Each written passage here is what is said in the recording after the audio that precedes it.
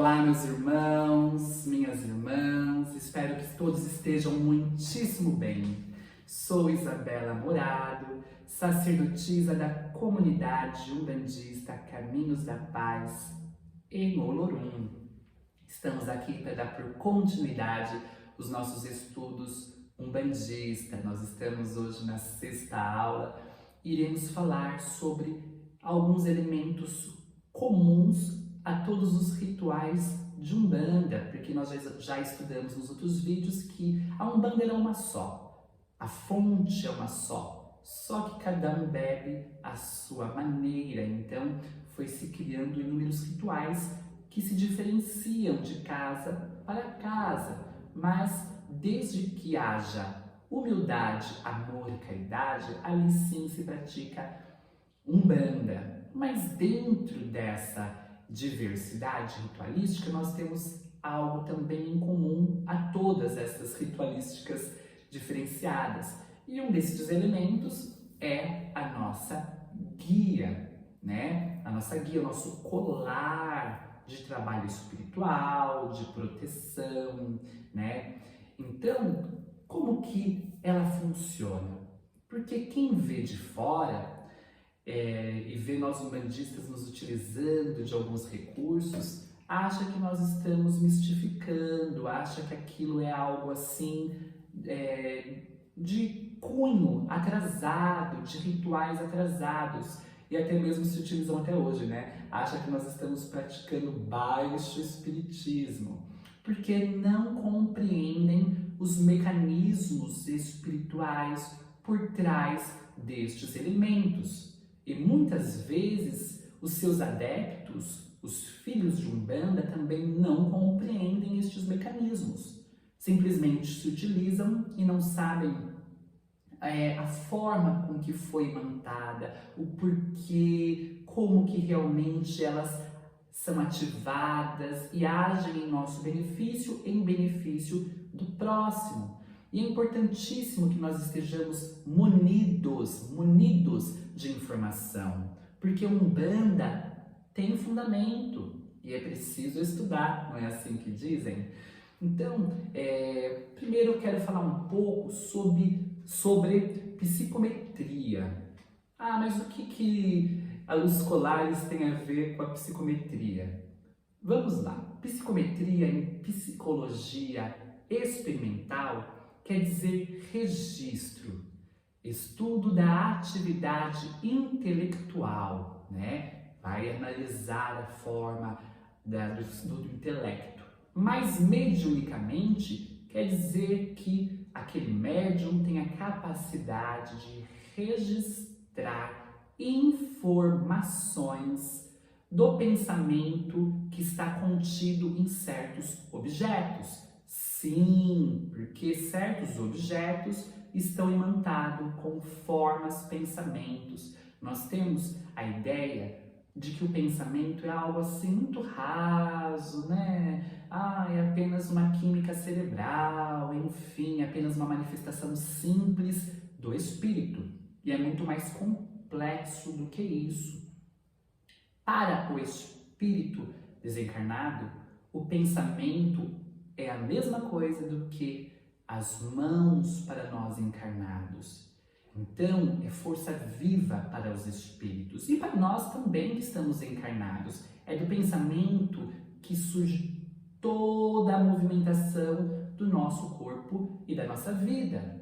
É daqui, do nosso cérebro, que emana tudo aquilo que iremos direcionar em nossa caminhada, né? Parte primeiro daqui para depois se manifestar em ação. Então, o pensamento é força viva. E quando ajunta pensamento e sentimento, são criados formas pensamentos. O que são essas formas pensamentos? São energias criadoras, porque nós somos filhos de Deus. E nós, como filhos de Deus, herdamos este poder criador. E quando a gente pensa e sente, e há essa junção de pensamento e sentimento, a gente cria formas, a gente cria imagens, E essas imagens, essas formas têm cheiro, têm cor, têm nuance, têm vibração, têm som. Então, quando um objeto está imantado dos nossos pensamentos e sentimentos, por exemplo, eu tenho essa imagem do seu Mata Virgem, né? E vamos supor que ela não está nem cruzada pelo guia, mas eu gosto muito desta imagem e eu passei a vida inteira com essa imagem na minha casa. Eu sempre orava diante dela, eu sempre estava ali, né, envolvendo ela com meu carinho, com a minha atenção, com as minhas orações. E aí eu desencarno. E aí esta imagem, por patativas, né, da sorte, vai parar em um museu.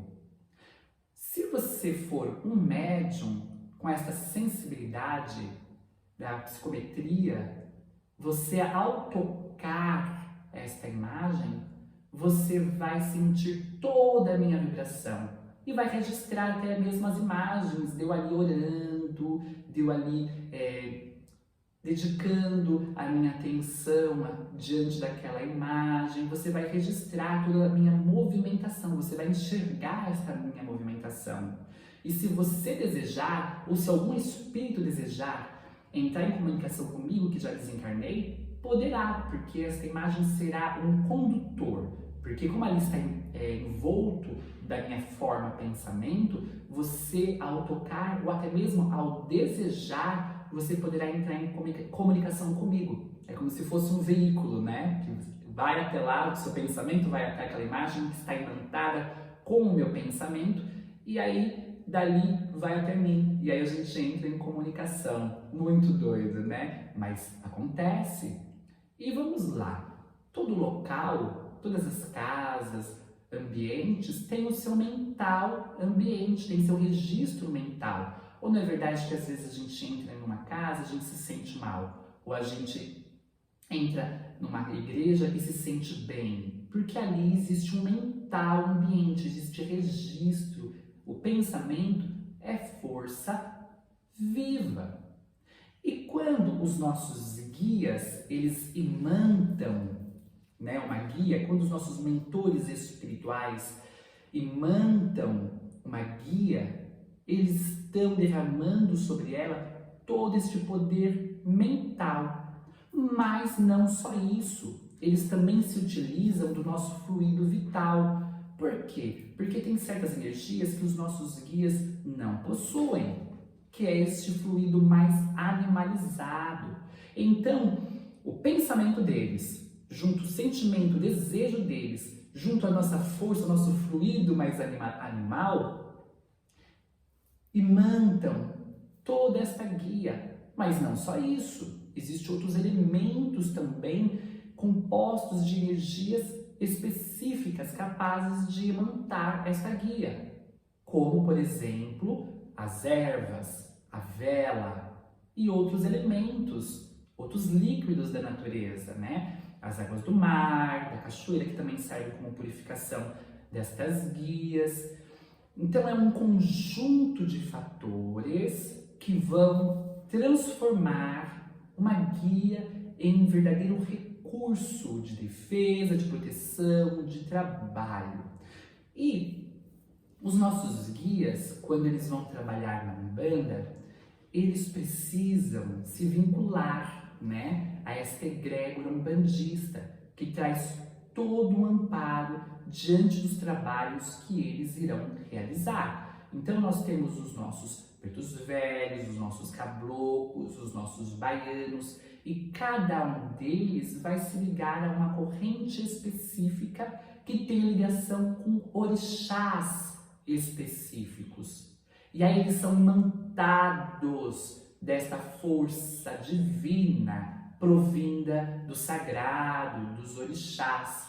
E aí eles vão ter como elemento de trabalho certos pontos da natureza. Quais são esses pontos? O mar, as matas, cachoeiras, pedreiras e assim por diante. E por que eles recebem este ponto de força? Para descarregar as energias que muitas vezes eles tiram do consulente, descarrega lá, ou para buscar a energia precisa deste ponto de força e trazer um benefício nosso ou do consulente. Como isso se procede? Gente, é muito complexo, né? A gente não vai entender na sua totalidade, né? Nem nos cabe compreender, mas a gente sabe que é assim, né? Quando o guia ele se vincula a um bando, ele se vincula a uma corrente, a um orixá, esse orixá tem um ponto de força específico. Então, quando o guia vai imantar, quando o guia espiritual vai imantar a sua guia de trabalho, porque a gente não tem o nome de guia exatamente por referência aos guias espirituais, ele traz também esta ligação com um ponto de força da natureza do qual ele está ligado, para que esta guia se transforme num portal. Sim, a gente ouve falar muito que as nossas guias são portais. Mas por que elas são portais? Como que é isso, né? Como que vai se transformar num portal? Exatamente porque ela está envolta deste fluido mental provinda deles, que está em ligação com este ponto de força da natureza. Então, quando a gente vai trabalhar com elas e vai colocar no nosso pescoço, a gente se vincula automaticamente a essa entidade que já imantou, a gente se vincula automaticamente a este ponto de força da natureza. Por exemplo, se for um baiano de Iemanjá, ao colocar a guia, a gente já está entrando na vibração dele, junto à vibração lá do ponto de força do mar. Então a gente já está envolto nessa energia marinha. E aqueles no qual estes guias vão benzer, vão cruzar, vão ali fazer toda a purificação espiritual, vão estar envolta nessa energia. E os guias muitas vezes não trabalham só com um orixá. Tem guias que trabalham com vários orixás. E aí vai trazer essas energias para a guia. Cada mentor espiritual tem sua guia específica. E aí, conforme você for trabalhando, se desenvolvendo na Umbanda, quando você estiver prestes a passar a atender o público, os próprios guias espirituais vão pedir a sua guia correspondente. E esta guia será a guia de trabalho, a guia no qual ele irá trabalhar, que trará toda esta energia, toda esta força, aonde o médium de psicometria pode segurar ou se aproximar e sentir todo este mental, toda esta força fluídica. Por isso que não é apenas um colar de adorno, isso aqui tem poder de realização. Então, e como que os guias eles vão fazer isso, cruzar, né? Como eles vão imantar esta guia de trabalho deles? Cada um tem a sua maneira. Tem mentores espirituais, tem guias espirituais que só fazem uma oração lá, respira fundo e tá tudo bem. Tem uns que pedem algumas ervas, tem uns que vão baforar o seu cachimbo, que vão baforar o seu pito, né, como eles chamam. Enfim, cada um tem a sua maneira. Mas eu não trabalho com guia, não sou médium de incorporação, eu queria ter uma guia de proteção. Como eu faço? Bom, você primeiro passa com guia, pergunte com guia espiritual, olha, eu gostaria de ter uma guia de proteção. Como é que eu faço? Qual guia o senhor, né, a senhora indica para mim? Melhor coisa é a gente não inventar. Passa com guia, pergunte, veja a necessidade e ali você monta aquela guia e pede para que o próprio guia espiritual abençoe e mande com uma energia própria para você, porque as guias são intransferíveis. Você não pode se utilizar da guia do outro, né? Porque cada guia vai estar composta com uma energia específica para você, para o seu trabalho. Por exemplo, eu tenho a guia vai do Seu Mata Virgem, guia chefe desta casa. Outro médium com outro caboclo, não pode se utilizar da guia do seu mata-virgem, porque não vai ter a mesma ressonância comigo, né? Com o outro. Por quê? Porque eu já estou vinculada mentalmente também a seu mata-virgem.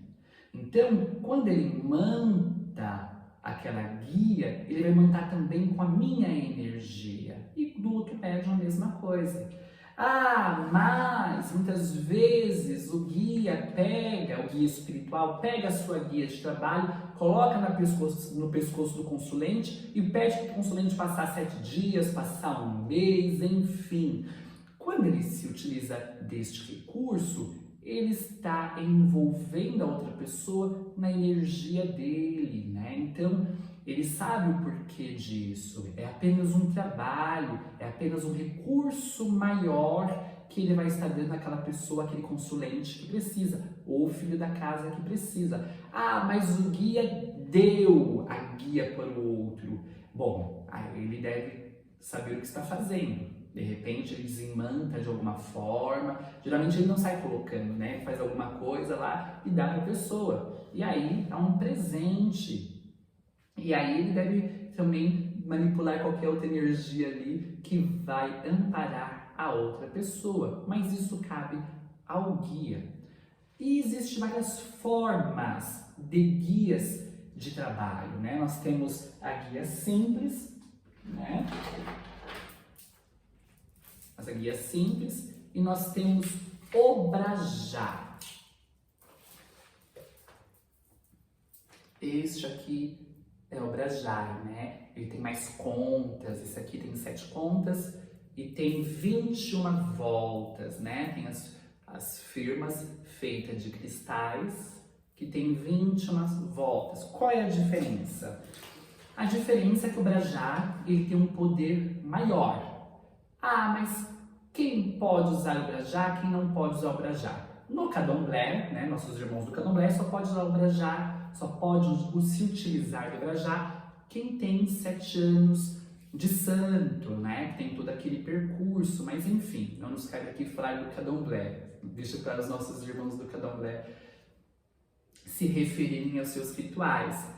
E na Umbanda, geralmente, quem se utiliza do Brajá são os dirigentes. Por quê? Ele tem um poder maior? Tem um poder maior. Mas são os dirigentes, os sacerdotes, que também recebem uma carga negativa maior, não é verdade? Então, a gente contrapõe essas energias. E, geralmente, os médiums mais velhos também, que já estão trabalhando um tempo, também se utilizam também do Brajá. Nós geralmente nas guias, pelo menos nesta casa, nas guias de trabalho utilizada pelos guias espirituais, nós temos a firma. Essa firma aqui não é uma firma muito tradicional. Deixa eu ver se eu encontro aqui, ó. Esta aqui é uma firma tradicional. Para que serve esta firma? Ela, como o nome diz, ela serve para firmar. Antigamente, né, na África, ela servia como um adorno para esconder o nó. Depois ela acabou servindo também como uma forma de firmar forças, trazer ainda mais firmeza para aquela guia de trabalho. Mas há casas que não se utilizam destas firmas. E essas firmas não precisam ser necessariamente essas daqui, né? Essas tradicionais, não precisa ser necessariamente. Pode ser uma semente, pode ser um cristalzinho maior, como essa que eu mostrei, né? Que são cristais, né? Que dividem, que formam 21. Cada uma vai ter o seu símbolo, cada uma vai trazer uma energia específica, conforme a cor utilizada, conforme a semente utilizada, e tudo isso quem impede são os nossos guias, eles sabem o porquê. E você pode perguntar: pai, por que o senhor quer uma firma de semente de coco aqui? E aí ele vai te responder, e assim sucessivamente com os outros elementos que vão trazer esta firma. Ah, mas na minha casa eu não uso esta firma. A minha guia vai ter menor poder? Não vai ter. Não vai ter todas vão ter o mesmo poder. A firma é uma questão mais de doutrina, né? É uma questão mais de casa para casa, de ritual para ritual. A firma, sim, ela é um elemento mais africanizado, trazido da África. Os colares de proteção é um elemento utilizado em inúmeras religiões, tá? Inúmeras religiões. Nossos irmãos índios, os nossos irmãos também ali, muitas vezes da Ásia, enfim, é um elemento comum a inúmeras religiões. A firma é um elemento mais africanizado. Aqui na nossa casa a gente se utiliza dela, nós temos uma herança já trazida da minha avó. E isso não quer dizer que somos melhores ou nem piores, é uma questão de doutrina. E aí nós também temos as nossas guias dos orixás, né? As nossas guias dos nossos sagrados orixás. Essa aqui é de Pai Oxalá.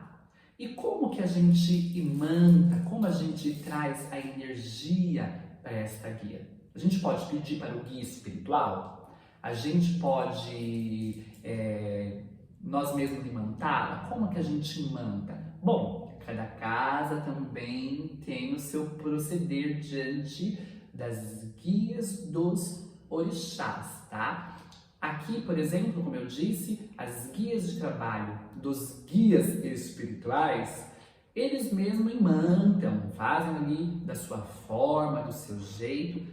As dos orixás, nós a imantamos, nós a consagramos. Como que a gente realiza isso? Primeiro, a gente só realiza estas consagrações dentro do nosso congá. Por quê? Porque o nosso congá, e como os congares de todas as casas umbandistas, tem toda uma vórtice, uma ligação com os sagrados orixás, porque nós temos as firmezas, nós temos os assentamentos, então isso já cria ligações com os pontos de força da natureza, já cria ligações com os sagrados orixás. E aí sim a gente tem toda uma ressonância com essas forças capazes de consagrar a guia do orixá. E aí existem várias formas de se ativar esta energia luminosa, a imantar a guia. Uma delas, que a gente se utiliza aqui, é consagrá-la através da maceração de ervas. Por exemplo, você pega uma erva de Pai Oxalá, a exemplo do boldo. Você pega o boldo, você pega a água, né? Pega um potinho e aí ali você macera. Você vai macerar esta erva e vai deixar ali, consagra, né? Antes de mais nada, tudo aqui a gente consagra. Consagra essa erva, leva ela acima da sua cabeça, consagra ela. A Pai Oxalá pede que ela tenha força de imantação desta guia, roga também o amparo das forças vegetais. Aí você coloca na água, macera, oferece a guia a Pai Oxalá, coloque ali dentro, mergulhe dentro dessa maceração com água, faça um círculo de velas na força de Pai Oxalá, na cor de Pai Oxalá, exemplo do branco, e deixa ali 24 horas. Bom, posso fazer isso na minha casa? Gente, por favor, eu não acho viável. A gente faz aqui dentro do terreiro. Eu não tenho o costume de colocar as mãos nestas consagrações dos filhos da casa, mas estou sempre do lado orientando. E na sua casa, na casa que você frequenta, quem vai te orientar é o seu sacerdote, a sua sacerdotisa. E tenho certeza que eles também têm inúmeras formas de consagrar. Essa que eu expliquei é uma delas. Ah, mas eu não participo de nenhuma casa, eu quero consagrar a minha guia de Oxalá, de Iemanjá, de Oxum. Vá a um centro umbandista, pede para que algum guia a consagre. Ah, mas você não disse que tem que consagrar diferente a guia do orixá? Gente, isso é para quem trabalha dentro da Umbanda, isso é para quem está conectado a uma corrente. E cada casa é uma casa. Essa é a nossa forma de consagrar. E temos também as guias de proteção. As guias de proteção, geralmente, elas não têm mesmo firma nenhuma, nem semente, nem... às vezes tem uma bolinha a mais para simbolizar a firma, mas geralmente as guias de trabalho, as guias de proteção, elas são mais simples, né? São assim de miçanguinhas mais simples. E aí você pode fazer na força de um orixá ou na força de um guia, de um caboclo, de um preto velho, de um baiano. E aí você pede para que estes guias espirituais cruzem para você. Ou se for de um orixá e você participa de uma casa, você pode ir ali com o seu sacerdote, ou sacerdotisa, cruzar dessa forma, através das ervas, como eu expliquei. Aí esta guia de proteção, você pode usar no dia a dia, você pode usar no pescoço, você pode usar na sua mão ali, né, enroladinha, pode colocar na bolsa, que vai ter todo aquele portal protetor no qual a gente conversou. Então, é isso, espero que vocês tenham curtido. Outra coisa, antes que eu me esqueça, quando você for tomar passe com um guia espiritual, quando você for para algum trabalho espiritual, de cura, que você tenha que deitar na esteira e você está em uma outra casa, tire a guia. Não fique com ela, para que você consiga receber do outro toda a energia necessária, porque senão, às vezes, esta guia aqui, ó, ela pode te impedir de receber estas outras energias, às vezes ela bloqueia. Então se desarme, né? Se desarme. Quando você for tomar um passe, quando você for a alguma outra casa, tire esta guia. Tire, a não ser que você esteja ali visitando um terreiro, se o terreiro for visitar o outro terreiro, e aí é para trabalhar ali, né, diante daquela corrente, numa festividade. Enfim, aí você fica ali com a sua guia. Mas se você for tomar um passe, se você for se deitar numa esteira para receber alguma energia de cura, tire a guia, se desarme, para que ela não lhe impeça de receber toda a energia necessária. Outra coisa é o comprimento da guia. Eu geralmente aconselho fazer uma guia que pegue até um pouquinho abaixo do umbigo, né? Para que a gente consiga, né, proteger toda essa parte dos nossos chakras ali até o umbigo, onde a gente tem o chakra, o plexo solar, que recebe toda uma energia e também transmite toda uma energia. Claro que também isso vai de doutrina para doutrina, de casa para casa, porque eu também tenho consciência de que se a guia está imantada de uma força poderosa de ligação com algum ponto da natureza, ela pode ser até pequenininha. Ao você colocar, você vai entrar em ressonância com esta força que foi imantada. Então é uma questão mais minha. As guias de trabalho eu gosto sim de fazer um pouco ali abaixo do umbigo. As guias de proteção não, você pode fazer até menorzinho, porque você não vai ficar andando com uma coisa enorme ali na rua. Agora, na utilização, eu posso utilizar assim? Posso. Eu posso utilizar cruzado? Posso. Mas não vai pegar no umbigo. A minha pega, porque a minha é bem grande. E aí você pode utilizar uma cruzada de um lado, que é da esquerda, outra cruzada do outro, da direita. Isso vai de casa para casa, vai do seu desejo. O importante é a gente compreender a utilidade das guias, tá? E isso, antes de terminar, eu gostaria de recordar um pouco sobre a aula passada, né? Na quinta aula, no vídeo passado, que a gente falou sobre a roupa branca, da importância da roupa branca, de quando a gente se utiliza de alguma outra cor, que essa cor pode neutralizar outras. E eu queria lembrar que nesta casa a gente também, mesmo na esquerda, a gente trabalha de branco, pelas mesmas questões que dissemos no último vídeo. Quem não assistiu, corre lá, assiste, vê o porquê de a gente não se utilizar de outras cores dentro dos nossos trabalhos, a gente priorizar o branco, mesmo na esquerda. A gente só se utiliza de vermelho e preto na esquerda quando é alguma homenagem.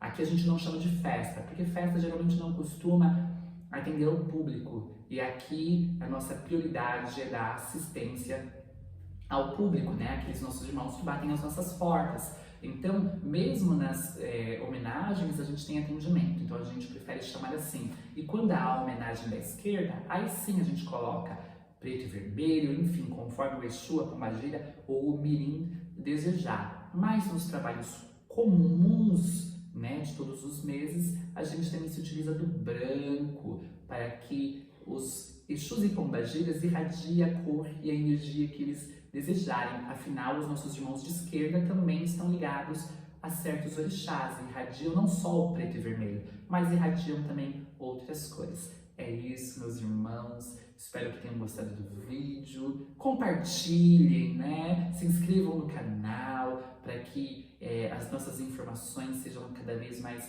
divulgadas. Qualquer dúvida, coloque aí sua pergunta que eu terei o prazer de responder. Se eu esqueci de alguma coisa neste vídeo, eu retomo no próximo vídeo, como que eu fiz agora dessa questão também da esquerda. Muito obrigada, desejo profundo equilíbrio, profunda paz. Já ia me esquecendo, Vamos parar um pouquinho, vamos retomar. Pode surgir algumas dúvidas de como eu limpar as minhas guias, tanto de trabalho quanto a de proteção. A de trabalho, geralmente os próprios guias espirituais vão lá e limpam. Mas eu sou Cambone, né? Como que eu faço para limpar minha guia de trabalho?